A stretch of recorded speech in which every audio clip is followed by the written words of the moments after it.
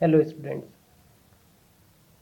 पिछली कुछ वीडियो में हमने क्लास 12 के chapter 1 electric charge and field के कुछ इम्पोर्टेंट क्वेश्चंस को किया था। आज हम इसी सीरीज़ में आगे के क्वेश्चंस करेंगे। सबसे पहले क्वेश्चन नंबर 6 की बात कर लेते हैं। क्वेश्चन नंबर 6 है, suppose a uniform electric field of magnitude E newton per coulomb exist in region vertically upward. मतलब एक रीजन में इलेक्ट्रिक फील्ड नीचे से ऊपर की तरफ वर्टिकली अपवार्ड नीचे से ऊपर की तरफ किसी रीजन में इलेक्ट्रिक फील्ड है। ठीक है। Suppose A particle of mass 10 ग्राम। मान लो एक पार्टिकल है जिसका मास 10 ग्राम है और उस पर जो चार्ज है वो है +2 माइक्रोकूलाम। प्रेजेंट इन दैट रीजन, उस रीजन में है। What should be the magnitude of electric field so that the resultant electric force balance the weight of that particle. तो क्या इलेक्ट्रिक फील्ड का मैग्नीट्यूड होना चाहिए? इलेक्ट्रिक फील्ड का मैग्नीट्यूड ई है, हमें नहीं पता एक्चुअल में क्या है। तो क्या इलेक्ट्रिक फील्ड का मैग्नीट्यूड होना चाहिए कि जो इलेक्ट्रिक फोर्स होगा वो पार्टिकल के वेट को बैलेंस करे।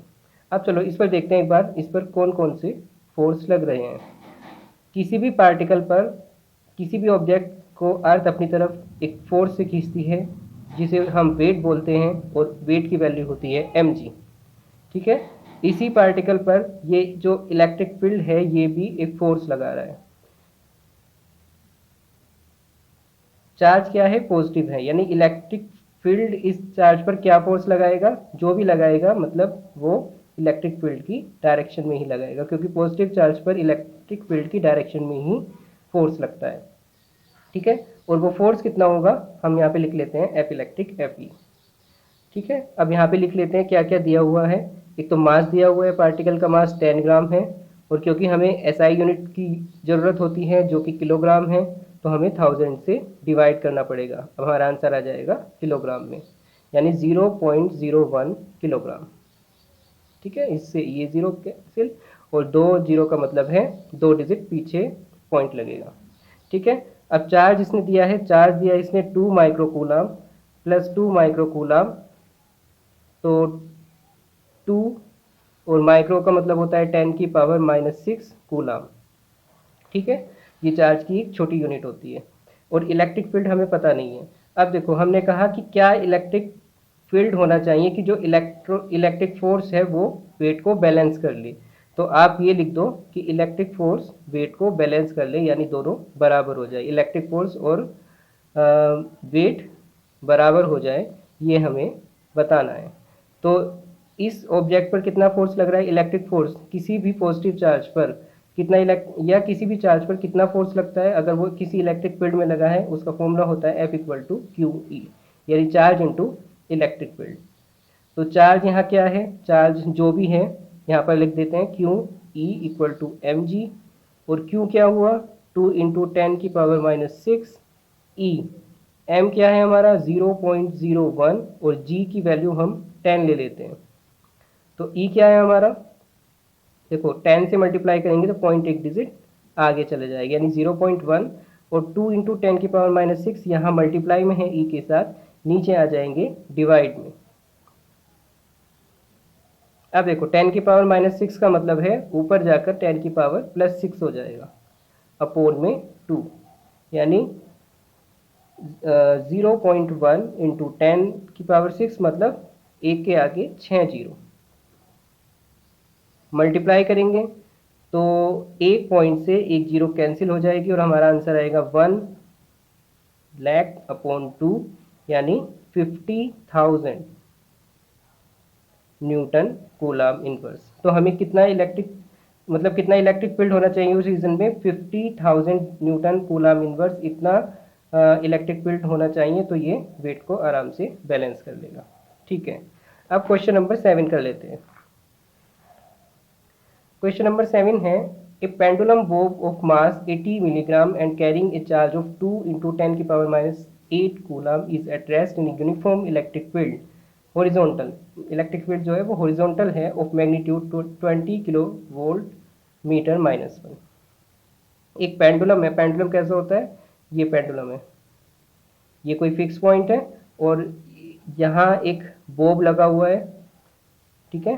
अब इसे अगर हम छोड़ देंगे तो ये ऐसे अपनी डायरेक्शन के अबाउट ऑसिलेट करने लगेगा। तो इस अरेंजमेंट को हम पेंडुलम बोलते हैं। तो एक पेंडुलम है जिसमें जो बोब है उसका मास है 80 मिलीग्राम। चलो यहाँ पे लिख लेते हैं, मास है 80 मिलीग्राम, और उस पर जो चार्ज है क्यू इंटू 10⁻⁻8 कूलाम। और वो पेंडुलम जो है वो रेस्ट में रखा हुआ है। कहाँ रखा हुआ है? यूनिफॉर्म इलेक्ट्रिक फील्ड, हॉरिजॉन्टल है एक इलेक्ट्रिक फील्ड, उसमें ये पेंडुलम है, और ये बोब जो है रेस्ट में रखा हुआ है। मैग्नीट्यूड इस इलेक्ट्रिक फील्ड का है 20 किलो वोल्ट मीटर -1। पहले हम इन्हें एसआई यूनिट में कर लेते हैं। मिलीग्राम, देखो 1 ग्राम का भी 1000 पार्ट मिलीग्राम होता है, तो 80, तो अगर हम 10⁻³ से मल्टीप्लाई करें तो ग्राम में कन्वर्ट हो जाएगा, और एक बार और -10⁻³ से मल्टीप्लाई करें तो किलोग्राम में कन्वर्ट हो जाएगा, यानी 80 इंटू 10⁻6 किलोग्राम। चार्ज हमारा एसआई यूनिट कूलाम में ही है, और इलेक्ट्रिक फील्ड की अगर हम बात करें तो किलो का मतलब होता है 1000, 20 इंटू 1000 यानी 20,000 वोल्ट मीटर -1। ये भी इलेक्ट्रिक फील्ड की एसआई यूनिट होती है, ठीक है। अब देखो इस बोब की बात कर लेते हैं। देखो इस पर पॉजिटिव चार्ज है, तो इलेक्ट्रिक फील्ड की डायरेक्शन में इस पर एक फोर्स लगेगा। इस डायरेक्शन में क्या फोर्स लगेगा? एफ इलेक्ट्रिक, और उसकी वजह से पेंडुलम बिल्कुल सीधा ना रहकर, ऐसे बिल्कुल सीधा लटका ना रहकर, वो कुछ एंगल पर बैंड हो जाएगा। क्या है? थीटा। अब हम देखते हैं कि इस बॉब पर कौन कौन से फोर्स लग रहे हैं। तो किसी भी ऑब्जेक्ट को अर्थ अपनी तरफ नीचे की तरफ खींचती है with a force called weight of object, और वेट का हमेशा फॉर्मूला होता है mg, ठीक है। इस पर एक इलेक्ट्रिक स्टैटिक फोर्स लग रहा है इलेक्ट्रिक फील्ड की डायरेक्शन में Fe, और एक देखो रस्सी से ये वो बंधा हुआ है, तो रस्सी भी इस पर एक फोर्स लगा रही है T, टेंशन इसे हम बोलते हैं T, ठीक है। तो थोड़ा सा कंस्ट्रक्शन कर लेते हैं। देखो अगर ये एंगल थीटा है तो ये भी एंगल थीटा है, क्योंकि ये अल्टरनेट इंटीरियर एंगल है। तो थोड़ा सा स्पेस में कमी होने की वजह से चलो हम यहाँ पे लिख लेते हैं ये एंगल क्या है? थीटा है। अब टी का इस डायरेक्शन में कंपोनेंट क्या होगा? या थोड़ा सा हम अलग बना लेते हैं, क्योंकि यहाँ पर थोड़ा ज़्यादा भीड़ सी हो गई।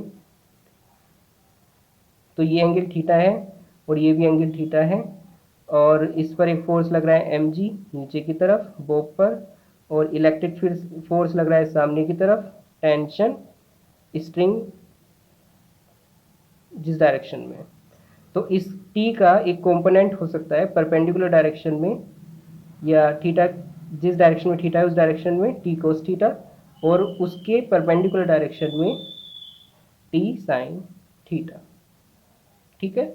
तो अब हमने कहा है कि ये जो पेंडुलम है वो रेस्ट में। रेस्ट का क्या मतलब है? कि ऊपर वाला फोर्स और नीचे वाला फोर्स एक दूसरे को कैंसिल कर देंगे, क्योंकि अगर कैंसिल नहीं करेंगे तो इसका मतलब क्या है? ये जो बोब है या तो ऊपर की तरफ मूव करने लगेगा या फिर नीचे की तरफ, ठीक है।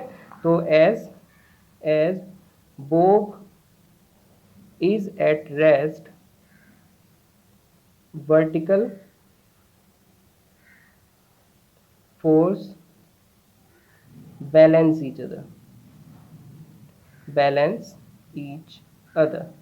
तो वर्टिकल फोर्स यानी ऊपर की तरफ क्या फोर्स लग रहा है? टी कोस थीटा, और mg ये जो नीचे की तरफ लग रहा है ये है तो वर्टिकल फोर्स ही, तो T cos theta equal to mg। ये हो गया हमारा इक्वेशन नंबर 1, ठीक है। अब इसी तरह से हॉरिजॉन्टल फोर्स जो है, horizontal forces balance each other. अगर बैलेंस नहीं करेंगे तो वही बात जो मैंने अभी बताई कि या तो बोब एफ ई की डायरेक्शन में मूव करने लगेगा या टी साइन थीटा की डायरेक्शन में, जो भी जाता है। तो ये बैलेंस कर लेंगे एक दूसरे को, T sine theta equal to F E. और एफ ई जैसे कि ऊपर वाले क्वेश्चन में बताया था, जो इलेक्ट्रिक फील्ड है किसी चार्ज पर कितना फोर्स लगाती है? क्यू इंटू ई के बराबर, ठीक है। अब इन दोनों इक्वेशन को डिवाइड कर लेते हैं, ऐसा करते हैं या हमें तो टी निकालना है ना, तो ऐसा करो squaring equation 2 and equation 1 then adding. पहले हम दोनों को स्क्वायर करें, यानी इक्वेशन 1 को स्क्वायर करेंगे तो T square cos square theta equal to M G whole square, और टी साइन थीटा यानी सेकंड इक्वेशन का स्क्वायर करेंगे तो T sine square theta equal to force कितना है क्यू ई, इसका भी स्क्वायर, मतलब दोनों साइड का स्क्वायर। तो इक्वेशन 1 और 2 अब ये चेंज हो गई, ऐसे हो गई, ठीक है। अब देखो हम इन्हें क्या करते हैं, ऐड कर लेते हैं। तो ये दो इक्वेशन है, न्यू इक्वेशन, इन्हें ऐड कर लो। T square cos square theta plus T square sine square theta equal to M G whole square plus Q E whole square. अच्छा, टी स्क्वायर यहाँ से कॉमन ले तो अंदर क्या बचेगा, cos square theta plus sine square theta. और maths student को, या मैथ्स भी नहीं, अगर क्लास 10 में आपने ये आइडेंटिटी पढ़ी होगी कि कोस square theta plus sine square theta 1 होता है, ठीक है। तो किसी को दिक्कत नहीं होनी चाहिए, ये 1 है। स्क्वायर दूसरी साइड जाएगा तो स्क्वायर रूट में कन्वर्ट हो जाएगा, यानी रूट एम जी whole square plus Q E whole square, ठीक है। अब इसकी कैलकुलेशन कर लेते हैं। तो m है हमारा 80 इंटू 10 की पावर -6, ऊपर हमने लिखा था, और g है हमारा 10 ही ले लेते हैं, कैलकुलेशन पर्पज से आसान होता है। और q जो हमारा है वो है 2 इंटू 10 की पावर -8, और e है हमारा 20,000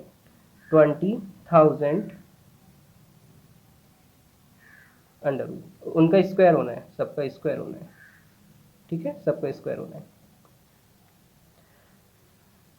तो देखो ये 0 और ये 0 और 10 की पावर -6, देखो 2 0 का मतलब है 10 की पावर +2 और -6 और 2 ऐड होके हो जाएंगे -4, यानी जो हमारा बचा वो बचा 8 इंटू 10 की पावर -4 का स्क्वायर प्लस, इसी तरह से यहाँ पे ये कितनी है, 4 0 हैं, तो 4 0 यानी 10 की पावर +4 -8 में ऐड करेंगे तो क्या रह जाएगा, -4 रह जाएगा, यानी 2 2 ज़ा 4 इंटू 10 की पावर -4 का स्क्वायर, ठीक है।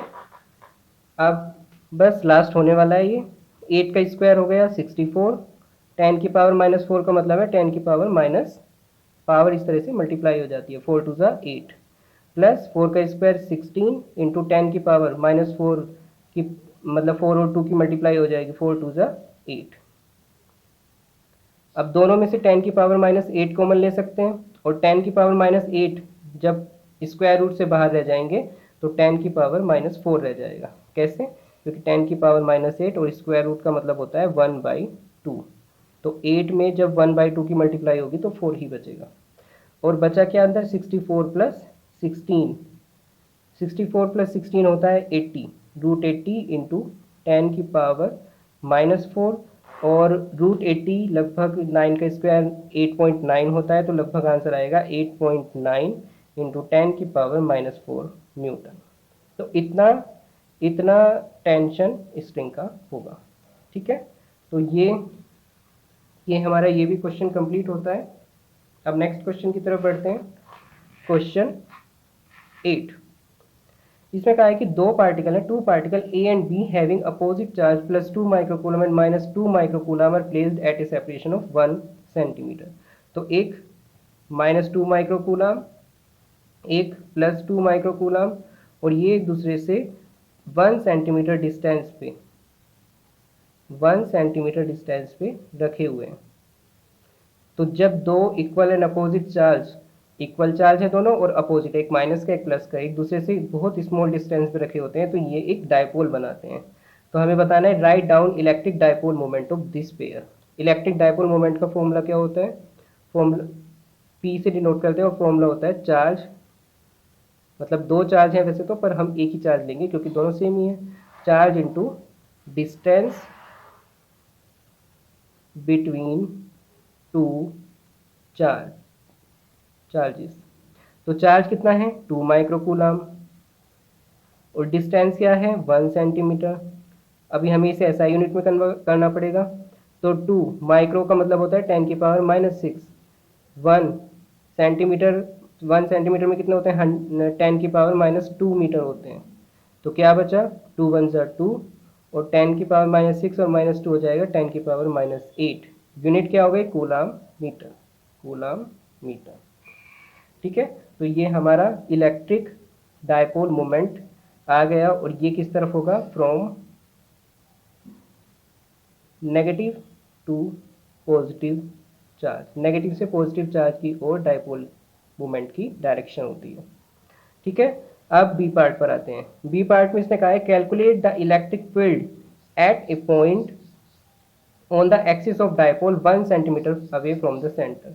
मतलब एक डायपोल है, यही वाला डायपोल -2 माइक्रोकूलम और 2 माइक्रोकूलम, ये इनके बीच में 1 सेंटीमीटर की डिस्टेंस है और इसके सेंटर से 1 सेंटीमीटर नहीं, सेंटर से 1 मीटर, सेंटर से 1 मीटर दूर, ये सेंटर हो गया, और सेंटर से 1 मीटर दूर कोई पॉइंट है, वहाँ पर हमें इलेक्ट्रिक फील्ड बताना है क्या होगा। इस पॉइंट पर मान लो ये पॉइंट पी है, इस पॉइंट पर बताना है हमें इलेक्ट्रिक फील्ड क्या होगा। तो ये क्या है एक्सियल, एट एक्सियल पोजिशन, ये एक्सियल पोजिशन है, ये डायपोल की एक्सिस है, ये वाली डायपोल की एक्सिस है इस तरफ, तो ये एक्सियल पोजिशन है। एट एक्सियल पोजिशन हम पहले प्रूफ कर चुके हैं कि इलेक्ट्रिक फील्ड एक्सियल पोजिशन पे होता है। हम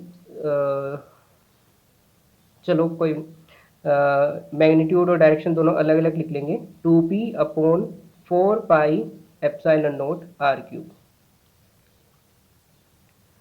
तो 2p क्या है हमारा, 2p क्या है हमारा 2 इंटू 10 की पावर -8 ऊपर किया है हमने। अब नीचे 1/4πε0 है, 1/4πε0 होता है 9 इंटू 10 की पावर 9। और डिस्टेंस क्या है, डिस्टेंस बेटा 1 मीटर है, तो 1 का क्यूब 1 ही होता है। अब क्या आया 2 2 ज़ा 4, 4 9 ज़ा 36 और 10 की पावर 9 और -8, ये क्या है मल्टीप्लाई में है तो पावर ऐड हो जाएगी और 9 - 8 होता है 1, यानी 36 इंटू 10 360 न्यूटन कूलम इनवर्स। ठीक है, एक्सियल पोजीशन पे। अब सी पार्ट में इसने क्या कहा है, सी पार्ट पर लेते हैं। At perpendicular bisector of dipole, dipole ये रहा डायपोल ये रहा -2 माइक्रोकूलम +2 माइक्रोकूलम और ये एक दूसरे से 1 सेंटीमीटर डिस्टेंस पे हैं। और इसने कहा है कि परपेंडिकुलर बाइसेक्टर, परपेंडिकुलर बाइसेक्टर क्या होता है, वो पॉइंट जो इस डिस्टेंस को बाइसेक्ट करें, यानी मिड पॉइंट की ही बात हो रही है। और परपेंडिकुलर, बिल्कुल परपेंडिकुलर लाइन पे किसी कोई पॉइंट P है। ठीक है, 1 metre away from the centre of dipole, 1 metre dipole से 1 मीटर डिस्टेंस पे। तो इसका भी हम प्रूफ कर चुके हैं। और इलेक्ट्रिक फील्ड जो होगा वो होगा P/4πε0r3। ठीक है, तो सेम टू सेम ऊपर वाला जैसा है वैसे ही नीचे वाला है, बस अंतर इतना है कि उसमें 2 था मल्टीप्लाई में, इसमें 2 नहीं है। तो आप फिलहाल के लिए आप ऐसे कर लो कि 2 मल्टीप्लाई और डिवाइड दोनों में लिख दो। तो 1/2 2p/4πε0r3 की वैल्यू हमने लिख ली 360, डिवाइड कर दिया तो क्या आ जाएगा 180 न्यूटन कूलम इनवर्स। ठीक है, तो ऐसे परपेंडिकुलर बाइसेक्टर पे कितना इलेक्ट्रिक फील्ड होता है 180 न्यूटन कूलम इनवर्स। तो इस तरह से हमारा क्वेश्चन नंबर 8 भी कंप्लीट होता है। अब हम एक लास्ट क्वेश्चन है, क्वेश्चन नंबर 9, छोटा सा क्वेश्चन है, इसे और कर लेते हैं। तो इसने कहा है कि suppose 2 charge +2 microcoulomb and -2 microcoulomb are separated by 2 centimetre is initially kept at an angle of 30 degree with the direction of electric field of magnitude 10⁵ newton coulomb inverse. तो एक इलेक्ट्रिक फील्ड है, इसकी जो वैल्यू दी है वो दी है 10⁵ Newton second inverse. और एक डायपोल है, एक पे -2 माइक्रोकूलम, इधर +2 माइक्रोकूलम, और ये एक दूसरे से 2 सेंटीमीटर डिस्टेंस पे है। ठीक है, इनके चार्ज के बीच में 2 सेंटीमीटर की डिस्टेंस है। Is initially kept N angle of 30 degree. ये जो रखा हुआ है, ये देखो ये फील्ड की डायरेक्शन है ये सारी, तो ये डायपोल फील्ड से 30 डिग्री एंगल पर रखा गया है, 30 डिग्री एंगल पर। ठीक है, हमको हमें बताना है the torque, calculate the torque acting on it, कितना टॉर्क इस पर लग रहा है। पहले हम लिख लेते हैं क्या क्या हमें पता है। तो Q जो है वो 2 माइक्रो कूलाम है, प्लस में और माइनस में है, लेकिन हमें फॉर्मूले में एक ही क्यों पुट करना होता है, तो 2 इंटू 10⁻⁻6 कूलाम। जो R है हमारा, R या डिस्टेंस, ऐसे लिख दो मैं, distance between charge, distance between charge, charge के बीच में जो डिस्टेंस है 2 सेंटीमीटर है, और 1 सेंटीमीटर में क्योंकि 10⁻⁻2 मीटर होते हैं, तो 2 इंटू 10⁻⁻2 मीटर। ठीक है, थीटा जो इसमें दिया है वो 30 डिग्री दिया है, और इलेक्ट्रिक फील्ड जो उसने दिया है वो दिया है 10⁵ न्यूटन कूलाम इनवर्स। जो टॉर्क होता है, टॉर्क का फॉर्मूला होता है P E sine theta. P क्या है हमारा, डायपोल मोमेंट है, तो पी क्या होता है, पी हम पिछले क्वेश्चन में कर चुके हैं। पी का मतलब होता है charge into perpendicular distance between them, और ई और साइन थीटा हमें सबकी वैल्यू पता है।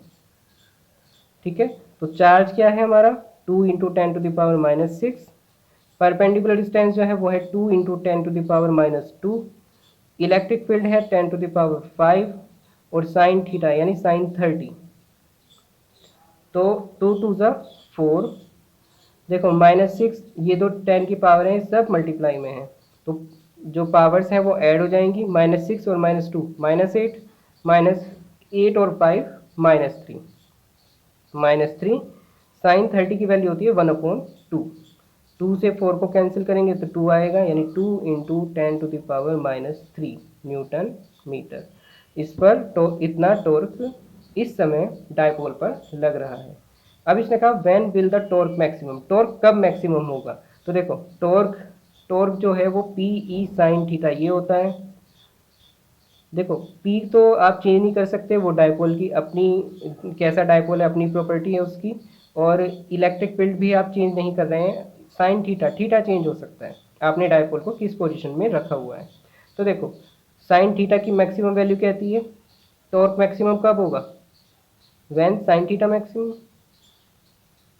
क्योंकि जितना साइन थीटा बढ़ता जाएगा उतना टॉर्क बढ़ता जाएगा, टॉर्क मैक्सिमम पूछा है उसने, तो जब साइन थीटा मैक्सिमम होगा, यानी साइन थीटा की भी मैक्सिमम वैल्यू 1 होती है, when sine theta maximum, sine theta जो मैक्सिमम होता है 1 होता है, और कब होता है 1, जब थीटा 90 डिग्री हो। ठीक है, तो जब थीटा 90 डिग्री हो उस टाइम पर टॉर्क मैक्सिमम होगा। जो टॉर्क की वैल्यू होगी वो होगी पी ई, साइन थीटा की जगह आप 1 रख दो, यानी टॉर्क होगा पी ई। ठीक है, और थीटा इक्वल टू 90 का मतलब क्या है कि जो ये इलेक्ट्रिक फील्ड है, तो डायपोल कैसे रखा हुआ है, इलेक्ट्रिक फील्ड के परपेंडिकुलर डायरेक्शन में रखा हुआ है, इलेक्ट्रिक फील्ड के परपेंडिकुलर डायरेक्शन में डायपोल रखा हुआ है, इनके बीच में आपको दिखाई दे रहा है 90 डिग्री का एंगल है। तो उस टाइम इस पर जो टॉर्क लगेगा डायपोल पर मैक्सिमम लगेगा, और ये टॉर्क क्या करता है, ये टॉर्क जो ये डायपोल है, डायपोल को फील्ड के डायरेक्शन में अलाइन करता है। मतलब देखो जैसे जब थीटा, ये वाला जो एंगल 30 डिग्री है, जैसे इसे हम थीटा बोल देते हैं, ये एंगल थीटा अगर 0 है तो उस टाइम पे टॉर्क क्या होगा, पी ई साइन 0, साइन 0 की वैल्यू 0 होती है, यानी टॉर्क उस टाइम पे 0 हो जाएगा। तो टॉर्क मैक्सिमम कब होता है, जब जो डायपोल है, जब जो डायपोल है वो फील्ड के परपेंडिकुलर डायरेक्शन में रखा हुआ हो, और 0 कब होता है, जब डायपोल फील्ड की डायरेक्शन में हो। ठीक है, तो टॉर्क मैक्सिमम कब होगा, टॉर्क मैक्सिमम जब होगा जब थीटा 90 डिग्री होगा। तो ये आज के जो हमारे क्वेश्चंस हैं ये सब खत्म हुए। अगर आपको ये वीडियो पसंद आई हो तो प्लीज़ लाइक सब्सक्राइब ज़रूर कीजिएगा, और शेयर भी ज़रूर कीजिएगा। Thank you.